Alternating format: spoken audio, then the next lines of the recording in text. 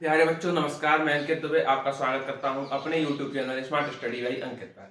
जैसा कि आप लोग जानते हैं, आपकी अलंकार की क्लास चल रही है, उसमें आज हम बात करेंगे श्लेष अलंकार के बारे में।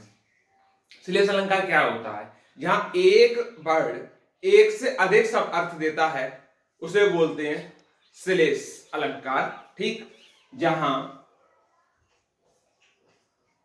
एक शब्द एक से अधिक अर्थ दे, एक से अधिक अर्थ दे, वहां क्या होता है? श्लेष अलंकार होता है। अब तैयार रखिए। उदाहरण के बारे में हम बात करते हैं। रहेमन पानी राखिए,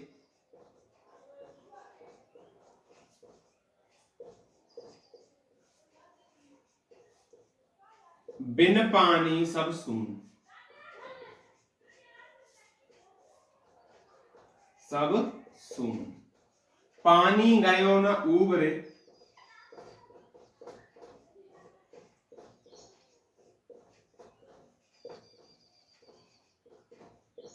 मोती मानुष चून, मोती मानुष, मोती मानुष चून। इसका अर्थ क्या है कि रहेमन पानी राखिए, बिन पानी सब सून, पानी गयो न उबरे, मोती मानुष चून। यानी पानी का ही अर्थ आपका मोती है, पानी का ही अर्थ मानुष है, और पानी का ही अर्थ आपका चून है। इसलिए एक पानी का जो अर्थ है वो तीन अर्थ दिखाया गया है। इसलिए यहां पर क्या, एक वर्ड के एक से अधिक अर्थ हो जाते हैं। इसलिए ये वर्ड, ये जो दोहा है वो किसका है? तो आप बोलेंगे श्लेष अलंकार का दोहा है। अब चलते हैं वक्रोक्ति अलंकार की तरफ। देखिएगा, वक्रोक्ति अलंकार किसे कहते हैं? जहां वक्ता द्वारा भिन्न अभिप्राय में व्यक्त किया गया कथन को श्रोता अपने अनुसार भिन्न अर्थ की कल्पना कर लेता है, वहां वक्रोक्ति अलंकार होता है। यानी हमने कुछ कहा, आपने कुछ और ही समझा, तो वहां पर हो गया वक्रोक्ति अलंकार। समझ में आ गया? यह दो प्रकार का होता है। पहला है श्लेष वक्रोक्ति अलंकार। कौन सा? श्लेष वक्रोक्ति। को तुम हो इत आए यहां, घनश्याम हो तू कितु बरसो।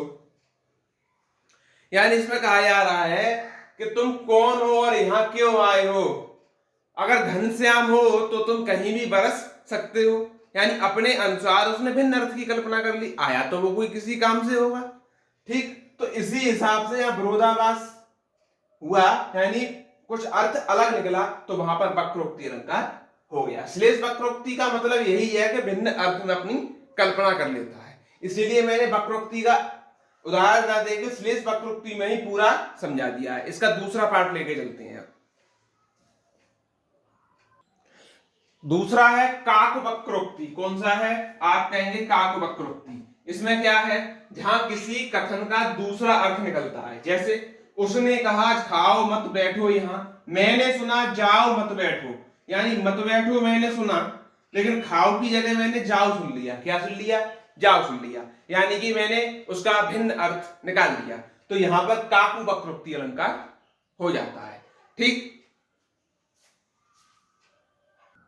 देखिएगा, अब दो अलंकार मैंने साथ ले लिए हैं। पहला पुनरुक्ति अलंकार और दूसरा वीप्सा अलंकार।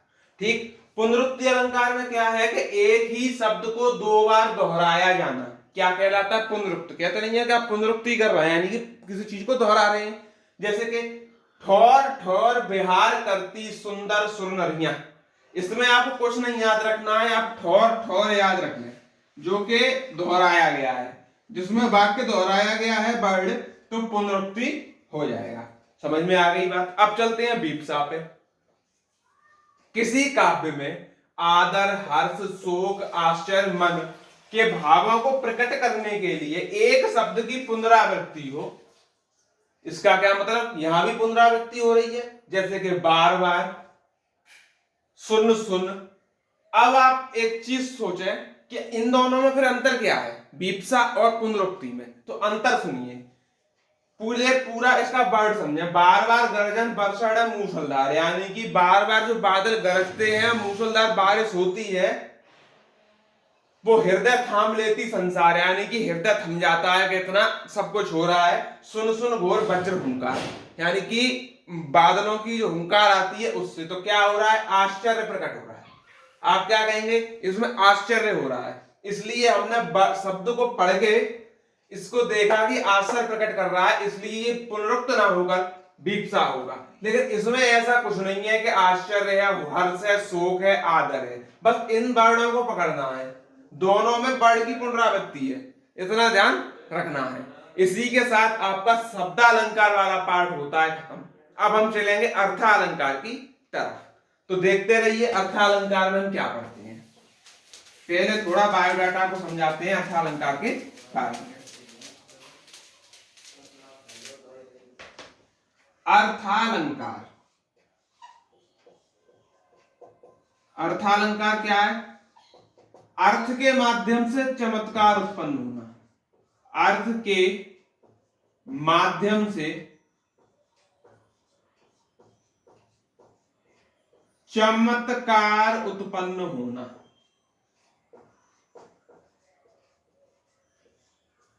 कैसे, इसमें हम पढ़ते तो 5-6 अलंकार है, लेकिन मुख्य रूप से 3 अलंकार है जिनसे प्रश्न आपके पूछे जाते हैं। कौन कौन से, पढ़ तो खैर सब लेंगे, लेकिन मेन 3 बता रहे हैं हम। पहला है आपका उपमा अलंकार, उपमा अलंकार। दूसरा है आपका रूपक अलंकार, और तीसरा है आपका उत्प्रेक्षा अलंकार।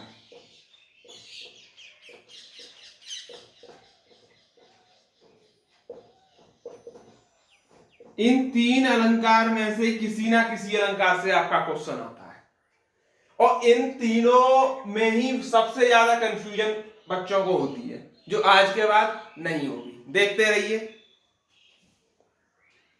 देखिए, उपमा अलंकार पढ़ने से पहले आपको 2 वर्ड याद रखने हैं, उपमेय और उपमान। इनको समझ लिया, अलंकार आपके लिए कुछ नहीं है। उपमेय क्या है, जिस वस्तु की तुलना हो, और उपमान क्या है, जिस वस्तु से तुलना हो।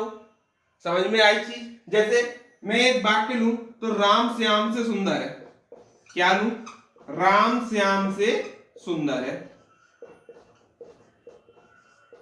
अच्छा, तुलना किसकी हुई है, राम की श्याम से, ठीक है। तुलना किससे हुई है, तो श्याम से।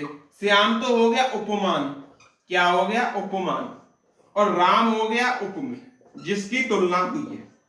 आई थिंक समझ में आ गया होगा उपमेय और उपमान क्या होता है। तो कल चलेंगे हम अपने अर्थालंकार की तरफ। तब तक सभी लोग वीडियो में बने रहें, अपने प्यार दें, सहयोग दें। तब तक के लिए सभी को जय हिंद, जय भारत।